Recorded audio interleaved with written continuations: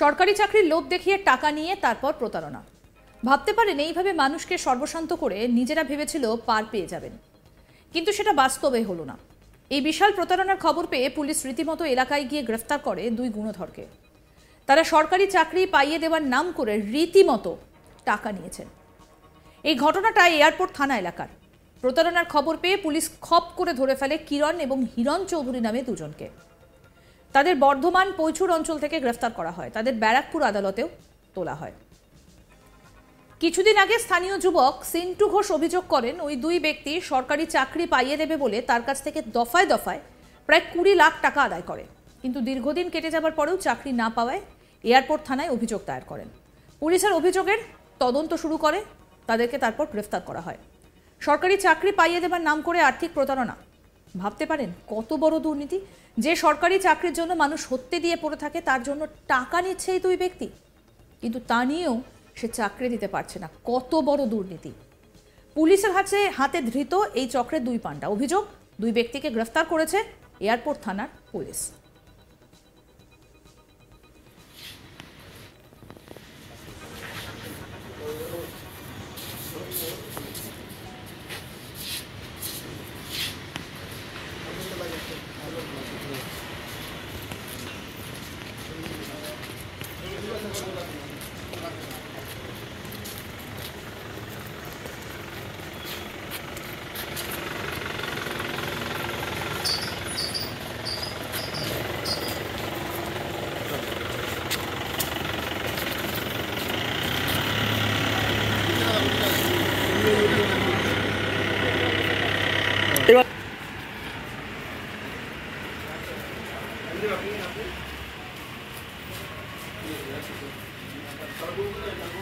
কলকাতা বিমানবন্দর সংলগ্ন অঞ্চলের বাসিন্দা সিন্টু ঘোষ কিছুদিন আগে এয়ারপোর্ট থানায় একটা লিখিত অভিযোগ দায়ের করেন। তার দাবি, দুই ব্যক্তি সরকারি চাকরি পাইয়ে দেবে বলে তার কাছ থেকে দফায় দফায় প্রায় 20 লাখ টাকা আদায় করে, কিন্তু দীর্ঘদিন কেটে যাবার পরেও চাকরি পাননি তিনি। প্রতারিত হয়েছেন বুঝতে পেরে তিনি এয়ারপোর্ট থানায় লিখিত অভিযোগ দায়ের করেন। তার অভিযোগের ভিত্তিতে তদন্ত শুরু করে বিধাননগর পুলিশ। এরপর ওই চক্রের দুই ব্যক্তিকে গ্রেফতার করে পুলিশ। সূত্রের খবর, অভিযুক্ত দুই ব্যক্তিকে নিজেদের হেফাজতে নিয়ে এই চক্রের সঙ্গে আর কারা কারা যুক্ত, এই চক্রের জাল কতদূর বিস্তৃত সেই সম্বন্ধে তথ্য পেতে চায় বিধাননগর পুলিশ। সূত্রের খবর, এই চক্রের পিছনে আর কোনো প্রভাবশালী ব্যক্তির হাত রয়েছে কিনা সেই বিষয়টাও তদন্ত করে দেখা হচ্ছে।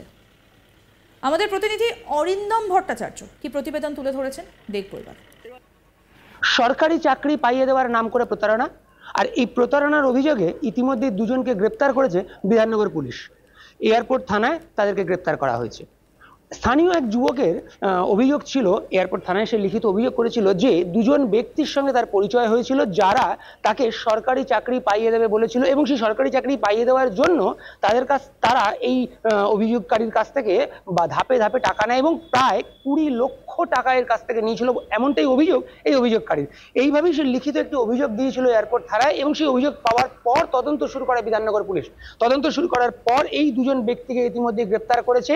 এই দুজন ব্যক্তিকে গ্রেপ্তার করে বিধাননগর পুলিশ তাদেরকে নিজেদের হেফাজতে নিতে চায়। নিয়ে বিধাননগর পুলিশ সূত্রে খবর, তারা এটা জানতে চাইছে যে এই যে চক্র, এই চক্র মূলত কিভাবে কাজ করতো বা কারা কারা এই চক্রের সঙ্গে জড়িত রয়েছে, বা এই চক্রের জাল কোথায় কোথায় বিস্তৃত রয়েছে, কাদেরকে এরা মূলত টার্গেট করতো, কিংবা এই যে চক্র এর পিছনে কোনো প্রভাবশালী ব্যক্তি রয়েছে কিনা বা কোনো রকম কোনো সরকারি ব্যক্তির হাত রয়েছে কিনা। কারণ এরা যে মানুষকে প্রতারিত করতো, টাকা চাকরি পাইয়ে দেবে বলে যে টাকা নিত, সেটা কার সঙ্গে কোনো রকম কোনো যোগাযোগ ছিল কিনা, বা এই টাকা কোন ব্যাংকে যেত, এরকম একাধিক প্রশ্ন এবং একাধিক প্রশ্নের উত্তর পেতে চায় বিধাননগর পুলিশ। এবং সেই জন্য কিন্তু এই যে দুজন ব্যক্তি যাদেরকে ইতিমধ্যে গ্রেপ্তার করেছে তাদেরকে নিজেদের হেফাজতে নিয়ে জিজ্ঞাসাবাদ করতে চায়। মূলত ঘটনা, এই যে অভিযোগকারী ব্যক্তি সে কিন্তু এয়ারপোর্ট সংলগ্ন অঞ্চলেরই বাসিন্দা। সে এয়ারপোর্ট থানায় একটি লিখিত অভিযোগ করেছিল যে তার কাছ থেকে দুজন ব্যক্তি ধাপে ধাপে 20 লক্ষ টাকা নিয়েছে, 20 লক্ষেরও কিছু বেশি টাকা নিয়েছে তাকে সরকারি চাকরি পাইয়ে দেওয়ার নাম করে, কিন্তু তাকে সরকারি চাকরি দেয়নি। দীর্ঘদিন হয়ে যাওয়ার পর সেই ব্যক্তি বুঝতে পারে যে সে প্রতারিত হয়েছে বা তাকে ঠকানো হচ্ছে, তখন সে এয়ারপোর্ট থানায় পৌঁছয় এবং এয়ারপোর্ট থানায় এই দুই ব্যক্তির নামে লিখিত অভিযোগ দায়ের করে। অভিযোগ পাওয়ার পর বিধাননগর পুলিশ তদন্ত শুরু করে এবং তদন্ত শুরু করে তারা দুজনকে গ্রেপ্তার করে।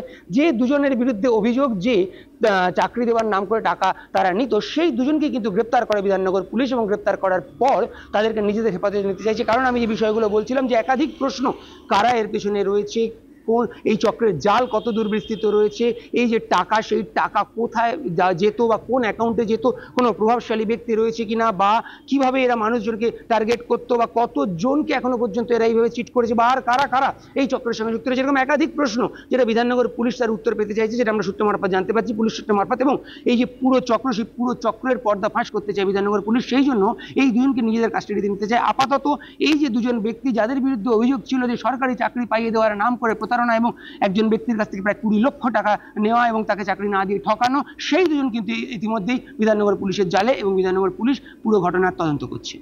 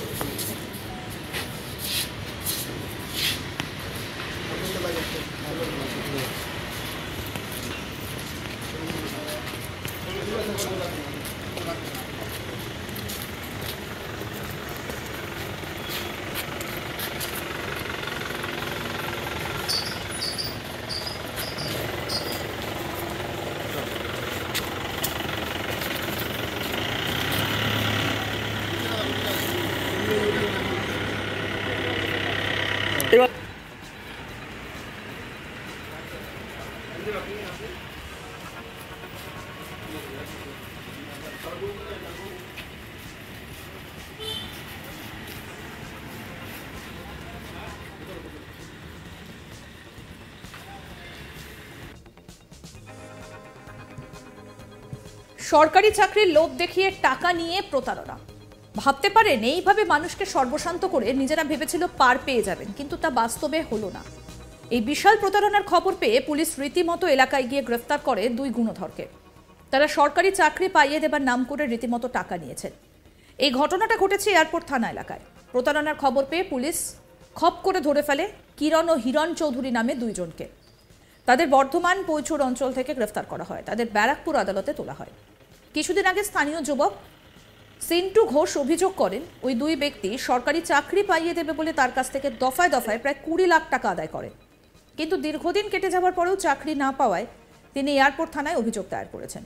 পুলিশ অভিযোগের তদন্ত শুরু করে তাদেরকে গ্রেফতার করেছে। সরকারি চাকরি পাইয়ে দেবার নাম করে আর্থিক প্রতারণা। ভাবতে পারেন কত বড় দুর্নীতি।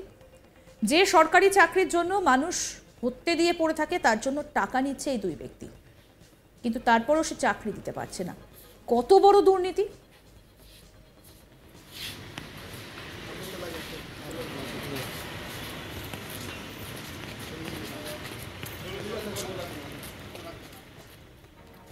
আরও আপডেট পেতে দেখতে থাকুন আজ তাক বাংলা। সাবস্ক্রাইব করুন, নোটিফিকেশন পেতে বেল বাটন অপশন প্রেস করুন।